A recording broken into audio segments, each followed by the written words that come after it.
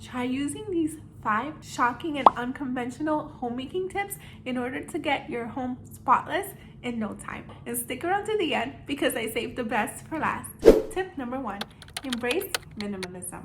There's no secret that the less things that you have, the less things you have to clean. So for now, try to maintain a minimalistic lifestyle if you want the convenience of a tidy and clean home fast. At first, things may feel a little bit different than you're used to, but once you see how quickly you get to tidy everything up, you will not miss your stuff at all. Just start by eliminating as much things as possible.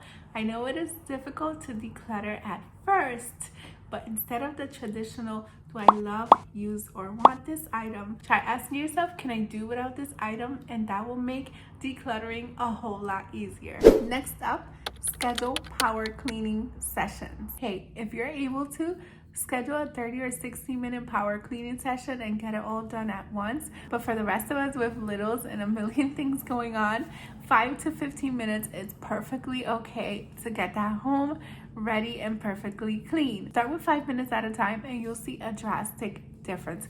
In the beginning, my home was in complete shambles, so 5 minutes would not get me very far. However, it would make a dent where I would instantly feel more motivated to keep going, and at times I was able to complete those 15 minutes.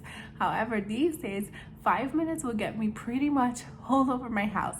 Now, let's be fair, I do live in a pretty small home, but still, it does get me pretty far. If your home is a little bit larger than ours, then maybe 10 to 15 minutes will do the trick. But at the end of the day, something done is better than nothing done. And if you set that 5-minute timer and get going, you will see what a drastic difference it makes. In fact, why don't you try it right now?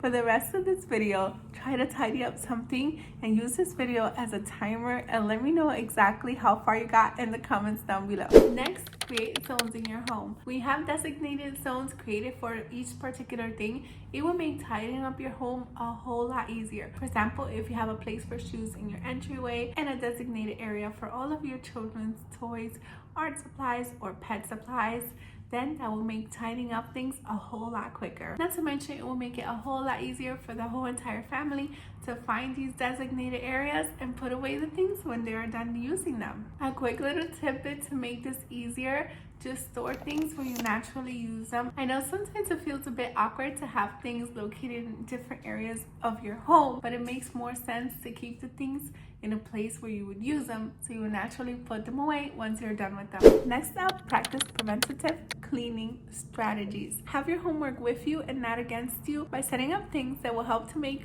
cleaning easier in the future. For example, set up a squeegee by your shower in order to help prevent those hard water buildups or soap buildup by every single time you shower, quickly scraping down the shower walls, and that will help to make things easier to clean in the future. You can also add entry and exit way mats that will help scrub your feet as you enter your home. For your spills, try using stain resistant fabrics so that things will not get stuck on them as you wash and dry them. By stopping messes before they start, you'll end up cleaning less overall. Next, be sure to put away and not down.